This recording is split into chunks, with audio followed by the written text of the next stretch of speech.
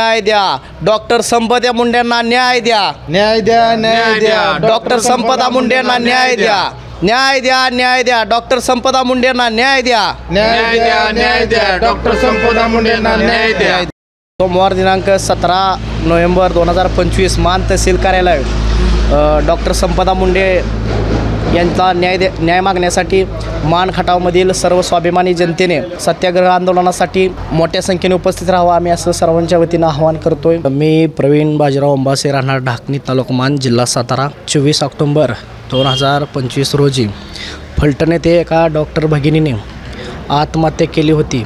ती आत्महत्या होती का हत्या होती ह्याचा तपास कुठपर्यंत आला आहे आणि तपास काय चालू आहे हे अजून जन्म माणसामध्ये त्याची काही माहिती नाही। त्या संदर्भामध्ये सोमवारी 17 नोव्हेंबर 2025 रोजी आम्ही सत्यात्याग आंदोलन या ठिकाणी मान खटावच्या स्वाभिमानी जनतेच्या वतीनं आयोजित केलेलं आहे मान तहसील कार्यालयावरती।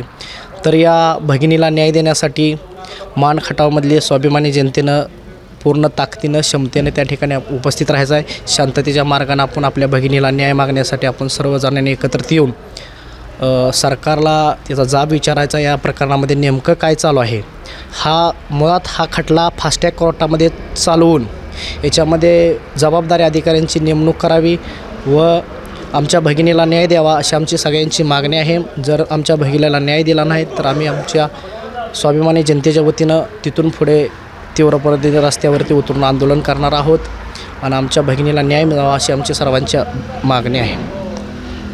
24 ऑक्टोबर रोजी जी संपदा मुंडे यांच्यावर जे आत्महत्या करण्याची जी वेळ आलेली आहे ह्याच्या पाठीमागे खरंच काय कारस्थान आहे हे शोधून काढणं अत्यंत महत्त्वाचं आहे। कारण आत्महत्या करण्याचे प्रवृत्त ज्यावेळेस माणूस होतो त्यावेळेस त्याच्यावर काहीतरी अन्याय झाल्याशिवाय तर ती गोष्ट घडत नाही।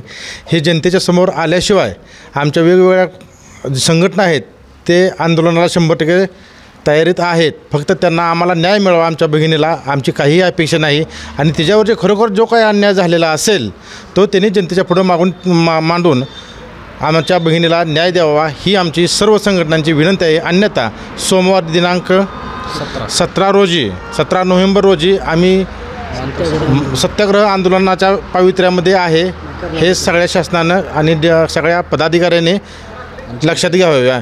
सबस्क्राइब करा, अपडेट रहा।